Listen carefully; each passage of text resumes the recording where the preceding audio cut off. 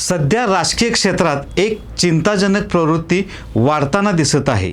लोकप्रतिनिधी किंवा राजकीय नेते तत्कालीन फायद्यासाठी इतिहासातील व्यक्तिमत्वे आणि हयात नसलेल्या विचारवंतांवर वादग्रस्त वक्तव्य करत आहेत। छत्रपती शिवाजी महाराज, डॉक्टर बाबासाहेब आंबेडकर, महात्मा ज्योतिबा फुले यांच्यासारख्या महान व्यक्तींविषयी चुकीचे किंवा अपमानास्पद भाष्य करून समाजात तणाव निर्माण केला जात आहे। हा प्रकार केवळ राजकीय पातळीवर मर्यादित राहत नाही, तर त्याचे दूरगामी परिणाम समाजाच्या एकतेवर आणि आरोग्यावर होताना दिसतात। नमस्कार, मी अमोल शिंगे आणि आपण पाहत आहात प्रसार माध्यम।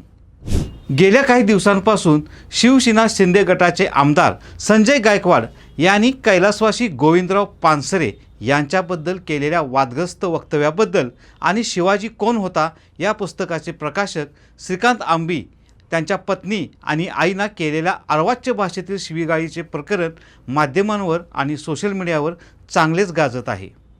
त्याचबरोबर आमदार संजय गायकवाड यांच्याबद्दल राज्यातून संताप देखील व्यक्त केला जात आहे। हे पहिलेच उदाहरण असे नाही, या अगोदरसुद्धा इतिहासातील मुद्द्यांवर आणि महापुरुषांवर वादग्रस्त वक्तव्य करण्यात आलेले आहेत आणि त्याचे झालेले सामाजिक परिणाम देखील समाजाने पाहिले आहेत। राजकीय लोक अशा पद्धतीचे वक्तव्य करून काय साध्य करू इच्छितात असा प्रश्न आपणाला पडलाच पाहिजे। असे प्रश्न आपणाला जर नाही पडले तर आपला समाज जागृत समाज नाही हे सिद्ध होईल। आपण सर्वात आधी लक्षात घ्यायला पाहिजे की अशा वक्तव्यांचा राजकीय लाभ हा मुख्य उद्देश असतो। इतिहासातील व्यक्तिमत्वांशी लोकांची खोल भावनिक नाळ जोडलेली असते। त्या भावनांना स्पर्श करणारे किंवा चितावणी देणारे वक्तव्य केल्यास लगेचच समाजाचे लक्ष वेधले जाते। समाजाच्या अस्मिता जाग्या होऊन समाजात तेढ निर्माण झाली की आपली राजकीय पोळी भाजायला तवा गरम होतो। हे राजकीय लोक बरोबर हेरून असतात। दुसरी मानसिकता म्हणजे समाजात होणारे ध्रुवीकरण। समाज एकसंध राहिला तर तो मुद्द्यांना आणि त्यांच्या मूलभूत प्रश्नांना हात घालेल ही भीती राजकीय लोकांना असते। काही नेते मुद्दाम इतिहासाचा वेगळा अर्थ लावून दोन गटांमध्ये संघर्ष निर्माण करतात, जेणेकरून त्यांना ठराविक मतदार गट मजबूत करता येईल। आणि तिसरा सर्वात महत्त्वाचा अजेंडा म्हणजे काही वेळा वर्तमानातील अपयश, आर्थिक प्रश्न किंवा विकासाच्या मुद्द्यांवरून लक्ष हटवण्यासाठी इतिहासातील वाद उकरून काढले जातात। लोकांची चर्चा आजच्या प्रश्नांच्या ऐवजी कालच्या वादावर वळवली जाते।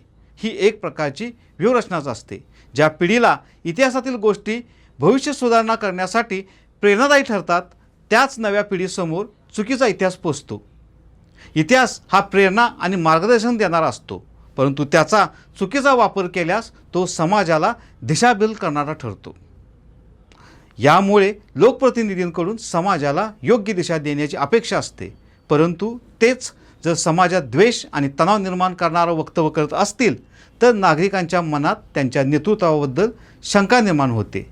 शेवटी समाजाने सजग राहणं गरजेचं आहे। कोणत्याही वादग्रस्त वक्तव्यावर अंधाधुंद विश्वास न टाकता तथ्य पडताळून पाहणे आणि शांततेचा मार्ग स्वीकारण्याची गरज आहे।